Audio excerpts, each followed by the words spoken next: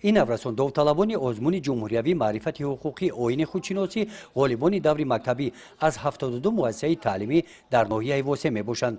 برای راه یافتن به دوره ولایتی آزمون با تئوری پخته در آزمون ناحیوی اشتراک ورزیده دانش و ملکه حقوقدانی خود را اینجا میسنجند.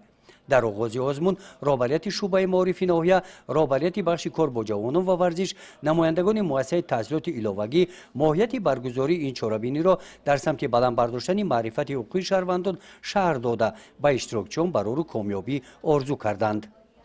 مقصد برگزاری آزمون بخشیده به سال معرفت حقوقی میان خوانندگان در معرفت حقوقی به خاطر بلند برداشتن سویه دانش خوانندگان در مؤسسات تعلیمی میباشد.